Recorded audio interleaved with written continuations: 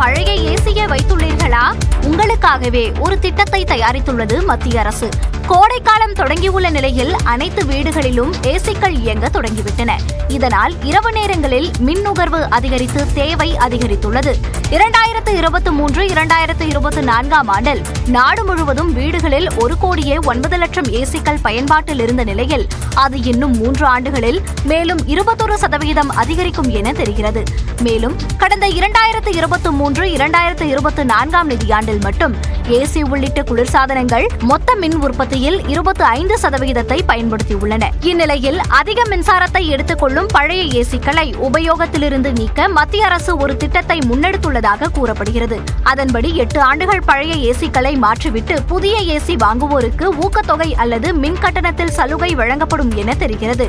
AC உற்பத்தி நிறுவனங்களுடன் மத்திய அரசு பேச்சுவார்த்தை நடத்தி வரும் நிலையில் விரைவில் இத்திட்டம் செயல்பாட்டுக்கு வரும் என கூறப்படுகிறது. சமையல் எரிவாயு டேங்கர் லாரி உரிமையாளர்கள் காலவரையற்ற வேலைநிறுத்தத்தில் ஈடுபட்டுள்ளதால் தென் மாநிலங்களில் சமையல் எரிவாயு சிலிண்டர் தட்டுப்பாடு ஏற்படும் சூழல் உருவாகியுள்ளது. சமையல் எரிவாயுவை எண்ணெய் சுத்திகரிப்பு நிலையங்களிலிருந்து சிலிண்டரில் நிரப்பும் மையங்களுக்கு ஏற்றிச் செல்லும் பணியில் நாடு முழுவதும் சுமார் 24,000 டேங்கர் லாரிகள் ஈடுபட்டுள்ளன. இந்த நிலையில் எண்ணெய் நிறுவனங்களின் புதிய ஒப்பந்தத்திற்கு எதிர்ப்பு தெரிவித்து தமிழ்நாடு, கேரளா, ஆந்திரா, தெலுங்கானா, கர்நாடகா மற்றும் புதுச்சேரி ஆகிய 6 மாநிலங்களை உள்ளடக்கிய தென் மண்டல சமையல் எரிவாயு டேங்கர் லாரி உரிமையாளர்கள் காலவரையற்ற வேலை நிறுத்தத்தில் ஈடுபட்டுள்ளனர். சுமார் 6,000 டேங்கர் லாரிகள் வேலை நிறுத்தத்தில் ஈடுபட்டுள்ளதால் தென் மாநிலங்களில் சிலிண்டர் தட்டுப்பாடு ஏற்படும் சூழல் உருவாகியுள்ளது. ஆயில் நிறுவனக்காரங்க உடன்பாடு ஏற்பட்டு வேலை வாபஸ் வாங்கிக்கிறாங்க சார்.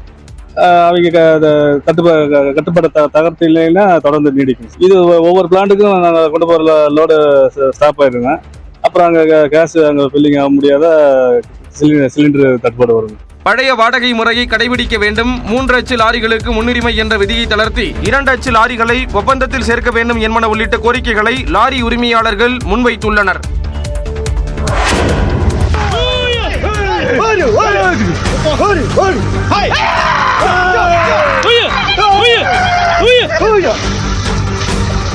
தண்ணீர் தேடி வந்த யானை குட்டையில் சிக்கிக் கொண்ட நிலையில் அதனை வனத்துறையினர் மீட்ட காட்சிகள்தான் இவை.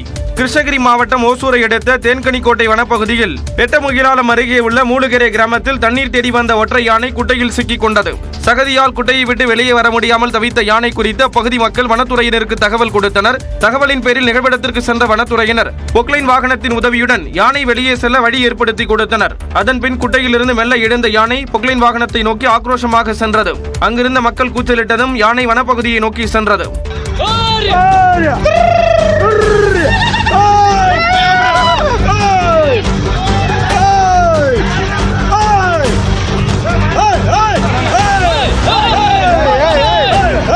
தண்ணீர் தேடி யானைகள் அடிக்கடி ஊருக்குள் வருவதால் வனப்பகுதியில் யானைகளுக்கு தேவையான தண்ணீர் வசதியை ஏற்படுத்தி தர வேண்டும் என அப்பகுதி மக்கள் கோரிக்கை விடுத்துள்ளனர். நெல்லையில் மெட்ரோ ரயில் சேவைக்கு உகந்த அமைப்பு இல்லை என தமிழ்நாடு அரசு சிறப்பு திட்ட செயலாக்கத்துறையின் கொள்கை விளக்க குறிப்பில் தெரிவிக்கப்பட்டுள்ளது. இது தொடர்பாக சட்டப்பேரவையில் தாக்கல் செய்யப்பட்ட கொள்கை விளக்க குறிப்பில் கோவையில் உக்கடம் பேருந்து நிலையம் முதல் விமான நிலையம் வரை 20.4 கிலோமீட்டருக்கும், 2வது வழித்தடத்தில் கோவை ரயில் நிலையம் முதல் வலியம்பாளையம் பிரிவு வரை 14.4 கிலோமீட்டருக்கும் சுமார் 10,740 கோடி ரூபாய் செலவில் மெட்ரோ ரயில் பணிகளை மேற்கொள்ள திட்டமிட்டுள்ளதாக தெரிவிக்கப்பட்டுள்ளது. அதேபோல மதுரையில் திருமங்கலம் முதல் ஒத்தக்கடை வரை 32 கிலோமீட்டருக்கு மெட்ரோ ரயில் பணிகளை மேற்கொள்ள 11,368 கோடி ரூபாய் செலவாகும் என்று மதிப்பிடப்பட்டுள்ளதாக தெரிவிக்கப்பட்டுள்ளது. ஆனால் துரித போக்குவரத்து அமைப்புக்கு நெல்லை உகந்ததல்ல என்றும் குறிப்பிடப்பட்டுள்ளது. சேலத்திற்கான சாத்தியக்கூறு அறிக்கை பரிசீலனையில் இருப்பதாகவும் திருச்சியில் நிதிச்சூழலை பொறுத்து முடிவெடுக்க திட்டமிடப்பட்டுள்ளதாக தெரிவிக்கப்பட்டுள்ளது.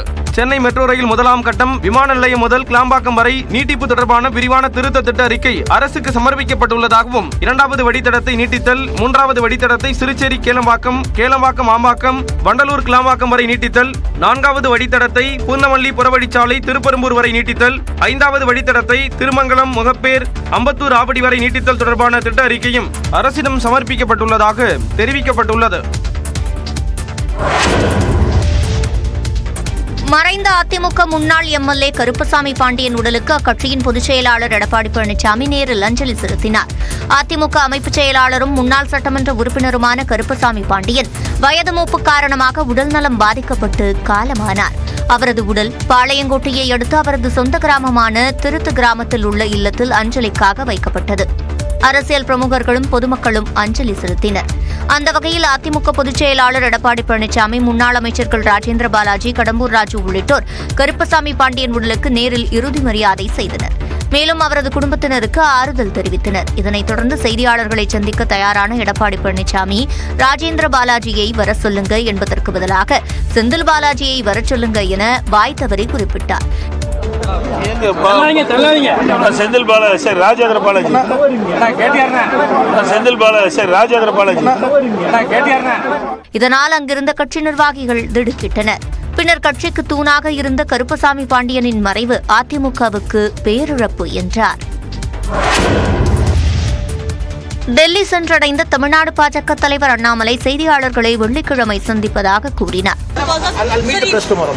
கடந்த செவ்வாய்க்கிழமை திடீரென டெல்லி புறப்பட்டுச் சென்ற அதிமுக பொதுச் செயலாளர் எடப்பாடி பழனிசாமி மத்திய உள்துறை அமைச்சர் அமித்ஷாவை சந்தித்து பேசினார். கூட்டணி தொடர்பாக ஏதும் பேசவில்லை என இபிஎஸ் கூறினாலும் 2026 சட்டப்பேரவைத் தேர்தலில் பாஜகவும் அதிமுகவும் கூட்டணிக்கு தயாராகிவிட்டதாகவே தகவல்கள் பரவின.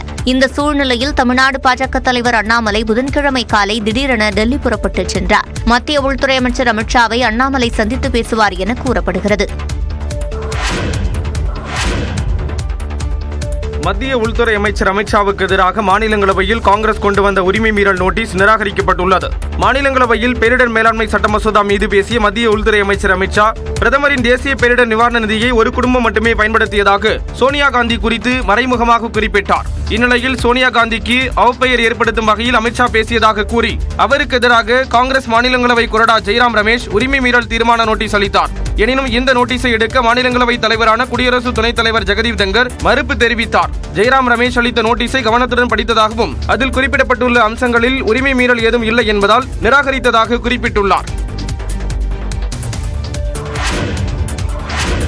தமிழக வெற்றிக் கழகத்தின் முதல் பொதுக்குழு கூட்டம் வெள்ளிக்கிழமை நடைபெறும் நிலையில் அக்கட்சியின் தலைவர் விஜய் அரை மணி நேரம் பேசுவார் என தெரிகிறது. தமிழக வெற்றிக் கழகத்தின் முதல் செயற்குழு பொதுக்குழு கூட்டம் சென்னை திருவான்மியூரில் உள்ள ராமச்சந்திரா கன்வென்ஷன் சென்டரில் காலை 9 மணிக்கு தொடங்குகிறது. இதில் 137 செயற்குழு உறுப்பினர்கள் மற்றும் 1800க்கும் அதிகமான பொதுக்குழு உறுப்பினர்கள் கலந்து கொள்கின்றனர். மேலும் 120 மாவட்டங்களாக தமிழக வெற்றிக் கழகம் பிரிக்கப்பட்டுள்ள நிலையில் ஒவ்வொரு மாவட்டத்திற்கும் மாவட்ட செயலாளருடன் 15 பேர் கலந்து கொள்ள அழைப்பு விடுக்கப்பட்டுள்ளது. பிற்பகல் 2 மணி வரை கூட்டம் நடைபெறும் என கூறப்படும் நிலையில் தவிக தலைவர் விஜய் அரை மணி நேரத்திற்கும் மேலாக பேசுவார் எனவும் தெரிகிறது.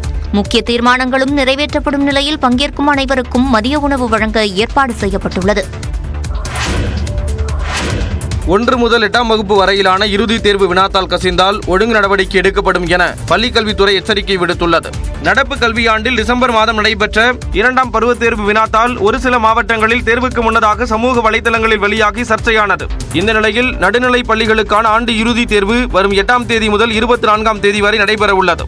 இது தொடர்பாக மாவட்ட கல்வி அலுவலர் மற்றும் தலைமை ஆசிரியர்களுக்கு சுற்றறிக்கை அனுப்பியுள்ள தொடக்க கல்வி இயக்குநர், மாணவர்களின் எண்ணிக்கைக்கு ஏற்ப வினாத்தாள்களை பதிவிறக்கம் செய்யும் போது மிகுந்த கவனத்துடன் செயல்பட வேண்டும் என்றும், தேர்வுக்கு முன்னதாக வினாத்தாள் வெளியாகாத வகையில் அனைத்து மாவட்ட கல்வி அலுவலர்களும் கவனமாக இருக்க வேண்டும் என்றும் அறிவுறுத்தியுள்ளது. மேலும் இனிவரும் காலங்களில் முன்கூட்டியே வினாத்தாள் வெளியானால் சம்பந்தப்பட்ட தலைமை ஆசிரியர், பிற ஆசிரியர் உள்ளிட்டோர் மீது துறை ரீதியிலான ஒழுங்கு நடவடிக்கை மேற்கொள்ளப்படும் என எச்சரிக்கை விடுக்கப்பட்டுள்ளது. தான் கருப்பாக இருப்பதால் பலரால் அவமானப்படுத்தப்பட்டேன் என கேரள தலைமைச் செயலாளர் சாரதா முரளிதரன் வேதனை தெரிவித்துள்ளார். கேரளாவில் முன்னாள் தலைமைச் செயலாளர் வேணுவை தொடர்ந்து அவரது மனைவி சாரதா முரளிதரன் அம்மாநில அரசின் தலைமைச் செயலாளராக பதவியேற்று பலரின் கவனத்தை பெற்றார். இந்த நிலையில் தனது நிறத்தையும் தனது கணவரின் நிறத்தையும் ஒப்பிட்டு சிலர் விமர்சிப்பதாக கூறி சமூக வலைதளங்களில் சாரதா முரளிதரன் பதிவிட்டுள்ளார். அதில் கடந்த 7 மாதங்களாக தனது செயல்பாடுகள் கருப்பு எனவும் தனது கணவரான முன்னாள் தலைமைச் செயலாளரின் செயல்பாடுகள் வெள்ளை எனவும் சிலர் விமர்சித்து வருவதாக சாரதா குறிப்பிட்டுள்ளார். தான் சிறுவயதிலிருந்தே நிறம் சார்ந்து அவமதிக்கப்பட்டு வருவதாக கூறியுள்ள சாரதா முரளிதரன், கருப்பை பார்க்கும்போது சிலருக்கு ஏன் இவ்வளவு வெறுப்பு ஏற்படுகிறது என தனக்கு புரியவில்லை என சாரதா முரளிதரன் குறிப்பிட்டுள்ளார். கருப்பு மீதான தனக்கு இருந்த வெறுப்பு மற்றும் நம்பிக்கையின்மையை தன்னுடைய பிள்ளைகள்தான் மாற்றியதாகவும் கேரளா தலைமைச் செயலாளர் சாரதா முரளிதரன் தெரிவித்துள்ளார்.